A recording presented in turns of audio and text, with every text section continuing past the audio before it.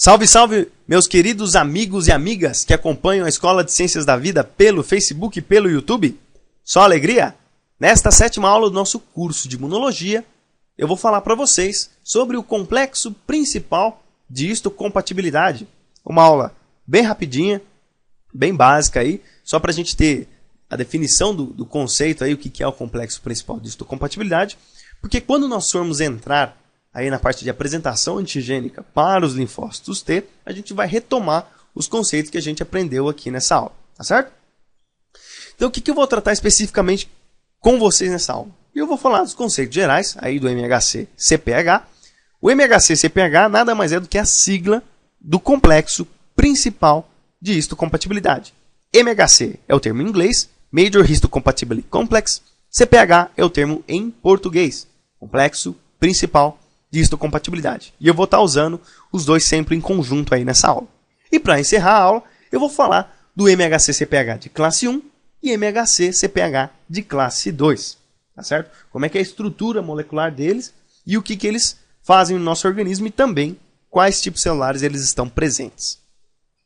Bom, vamos começar aqui conceituando o que é o complexo principal de histocompatibilidade. O complexo principal de histocompatibilidade, MHC-CpH, é responsável por apresentar antígenos associados às células para serem reconhecidos pelos linfócitos T, que podem ser bactérias, fungos, protozoários, células próprias infectadas por vírus e células não próprias com MHC-CpH incompatível, em caso de transplante ou transfusão de sangue. Ou seja, quem vai fazer a apresentação antigênica, a molécula que vai apresentar os antígenos para os linfócitos T, é o MHC-CpH. Então, toda molécula que é reconhecidamente um corpo estranho para o nosso organismo, ela vai ser processada, vai ser ligada com o MHC-CpH e vai ser externalizada para ser reconhecida pelos linfócitos T. Nessa última ocasião que eu coloquei para vocês aí, MHC-CpH incompatível, eu vou dar um exemplo aqui em relação a um transplante.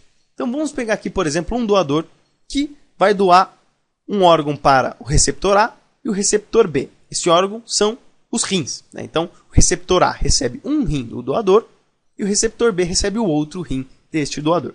Quando a gente fala que o MHC-CpH é compatível, significa que a sequência de aminoácidos do MHC-CpH do receptor B é muito parecida com a do doador. Dessa maneira, havendo essa semelhança muito grande entre o MHC-CpH do doador com o receptor, o órgão doado ele não vai ser reconhecido como corpo estranho, porque as células do sistema imune vão reconhecer esse MHC-CpH como sendo dele mesmo e não vai ter rejeição do órgão transplantado. Dessa maneira, o enxerto vai ser aceito. Enxerto nada mais é do que o órgão transplantado. E sempre quando fosse realizar um transplante, todas as vezes deve-se ver a compatibilidade do MHC-CpH do doador com o receptor. Mas, quando um órgão é doado para um receptor que o MHC-CpH é incompatível, ou seja, a sequência de aminoácidos do MHC-CpH do receptor é diferente do doador, o rim do doador vai ser reconhecido como um corpo estranho pelo receptor A. E um corpo estranho, para o nosso organismo, ele vai combatê-lo para tentar eliminá-lo. Dessa maneira, o enxerto vai ser rejeitado e o órgão transplantado vai ser perdido. Essa é só numa ocasião em relação a um transplante. Mas como eu falei, qualquer outra molécula estranha, seja por uma infecção, por bactérias, vírus, fungos, protozoários, o MHC-CpH ele vai ser responsável por reconhecer esses produtos e apresentá-los aos linfócitos T, certo? E quando a gente fala complexo principal de histocompatibilidade, ele é o gene mais polimórfico descrito no organismo.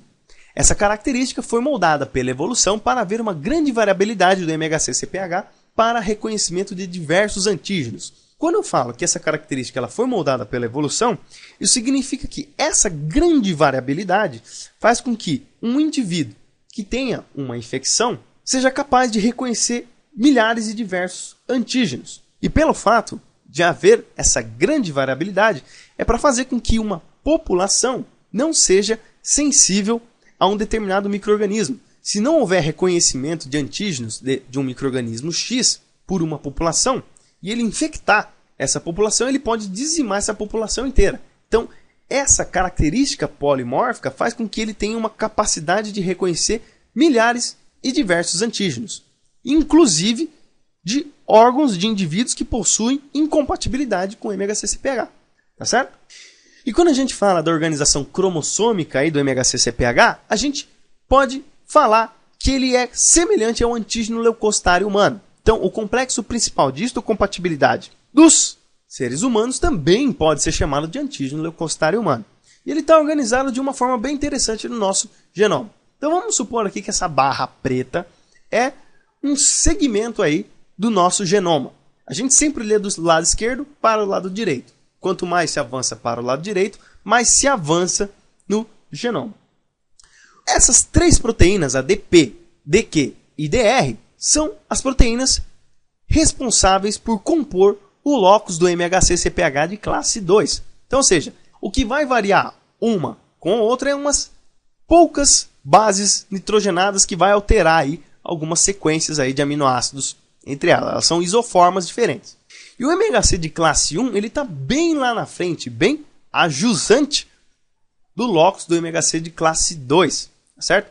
E nós temos aí três isoformas diferentes, a B, a C e a A. E nós podemos caracterizar também que nós temos um locus, que é o MHC-CPH de classe 3. Mas eles, teoricamente, não têm o mesmo perfil do que o MHC-CPH de classe 1 e de classe 2. Quando a gente fala de classe 3, a gente está falando de algumas citocinas. Por exemplo, a gente está falando de TNF-alfa, está falando de algumas moléculas do sistema complemento, que também são responsáveis por atuar quando ocorre uma infecção por um corpo estranho. Beleza? Veja essa informação aqui. Tanto o MHC-CPH de classe 1 e 2 são codominantes, ou seja, ambos alelos herdados do pai e da mãe são expressos. E isso garante uma grande variabilidade de reconhecimento de antígenos.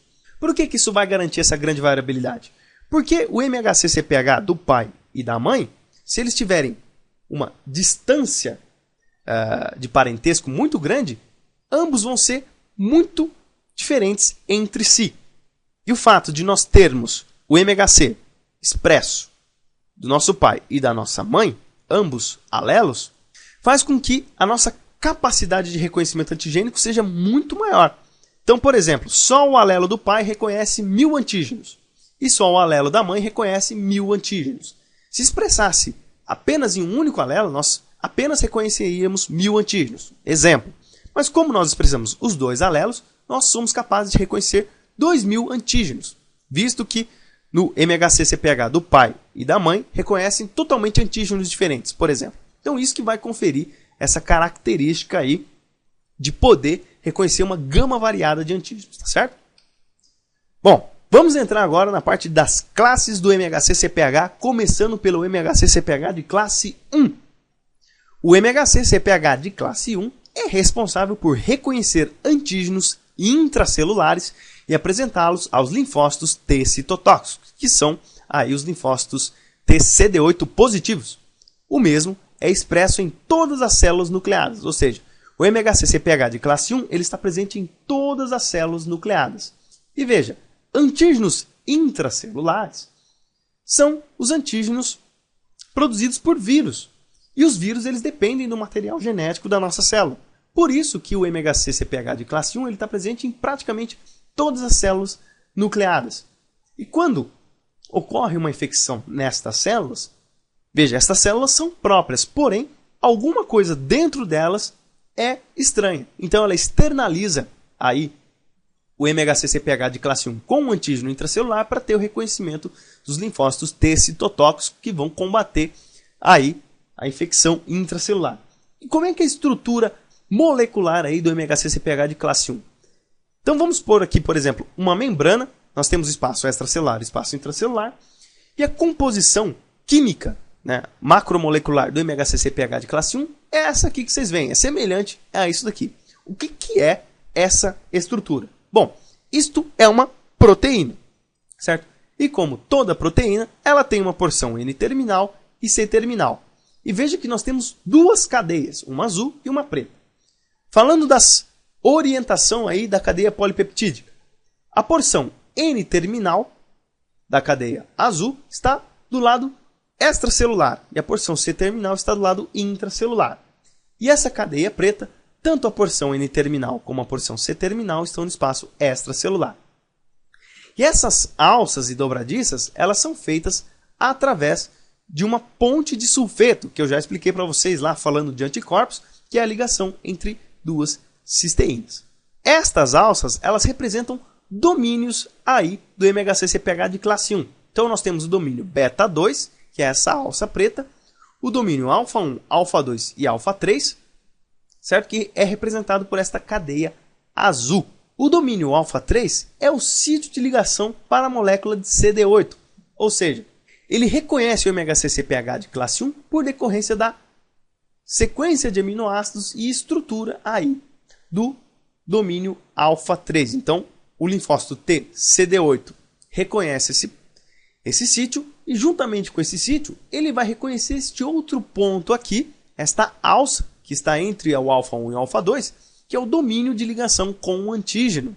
E esse domínio, ele permite aí um antígeno de aproximadamente 8 a 11 aminoácidos. Então ele precisa ser processado aí pelas células para poder ser colocado aí neste bolsão aí, nesta região aí. Então veja, o linfócito TCD8 ele vai se ligar aí ao domínio alfa 3, e quando ele se liga a esse domínio alfa 3, se tiver algum antígeno ligado aí nesse bolsão que eu mostrei para vocês, ele vai ser ativado para desencadear uma resposta contra esta célula que está infectada aí pelo vírus, beleza? Então essa daí é a estrutura geral aí do MHC-CPH de classe 1. E quando a gente fala do MHC-CPH de classe 2, o que ele é? O MHC-CPH de classe 2 é responsável por reconhecer antígenos extracelulares e apresentá-los aos linfócitos T auxiliares, que são CD4 positivos. O mesmo é expresso somente em alguns leucócitos. Por exemplo, as células dendríticas, os linfócitos e os macrófagos. Veja, ele tem uma razão muito importante de ser expresso somente nestes tipos celulares. Por quê? Porque o MHC-CPH de classe 2, ele vai reconhecer antígenos extracelulares. Então as células que estão infectadas aí por bactérias, fungos, né, o tecido que está infectado, ele não precisa processar o antígeno dentro dele para poder aí desencadear uma resposta contra a infecção, né? Ele não está dentro da célula. Então você precisa só ter alguns poucos tipos celulares que são capazes de reconhecer esses antígenos e combatendo eles aí de acordo com o decorrer da resposta imune. E como é que é a estrutura molecular do MHC-CPH de classe 2? Vamos supor novamente aqui então uma membrana, espaço extracelular e intracelular. Veja que ele é um pouquinho diferente do MHC-CPH de classe 1. Veja que ele tem duas cadeias mais longas, maiores, né? Então aqui nós temos a porção N-terminal, que está no espaço extracelular. O N serve tanto para a cadeia da esquerda como para a cadeia da direita. E a porção C-terminal está no espaço intracelular. Também essas alças elas são formadas por pontes de sulfeto, que é a ligação entre duas cisteínas. E os domínios, aí, cada cadeia, a cadeia do lado esquerdo e a cadeia do lado direito, tem domínios distintos. A cadeia do lado esquerdo possui o domínio alfa 1 e alfa 2, e a cadeia do lado direito possui o domínio beta 1 e beta 2. Lembra-se que o MHC-CPH de classe 1 ele possui o domínio alfa 1, alfa 2, alfa 3 e o domínio beta 2? Então veja, o MHC-CPH de classe 2 ele possui dois domínios beta e dois domínios alfa e não possui um terceiro domínio alfa 3. O domínio que vai permitir a ligação do linfócito TCD4 vai ser o domínio beta 2. E semelhante ao MHC-CPH de classe 1, o antígeno também fica nesse bolsão, que é esse domínio de ligação com o antígeno. Então veja, se o linfócito TCD4 reconheceu o domínio beta 2, e se tiver algum antígeno ligado no domínio de ligação com o antígeno, esse linfócito ele vai reconhecer esse domínio e vai desencadear também aí uma resposta imune contra o agente extracelular. Beleza? Bom, essa aula foi isso então. A referência que eu utilizei é aquela de todas as aulas, Imunologia Celular e Molecular do ABAS. Foi uma aula bem introdutória, bem rapidinha, porque na aula, como eu falei, de reconhecimento antigênico pelos linfócitos, eu vou explicar detalhadamente como é que ocorre o processo de processamento e externalização do antígeno ligado com o MHC-CPH. Essa aula foi só para a gente ter a noção do que é isso daí, beleza? Então eu espero que vocês tenham gostado dessa aula. Se vocês gostaram, peço que deem joinha aí, me ajudem a divulgar os vídeos aqui no YouTube. Quanto mais joinha vocês derem, mais o YouTube vai me enxergar, beleza? E se vocês quiserem se inscrever no canal, clique aqui em se inscrever. Tem o grupo do Facebook, a página e o meu Facebook. Todas as informações estão aqui no descritivo deste vídeo logo abaixo, beleza? Então é isso aí, espero que vocês tenham gostado. Forte abraço a todos e fiquem com Deus e até a próxima aula.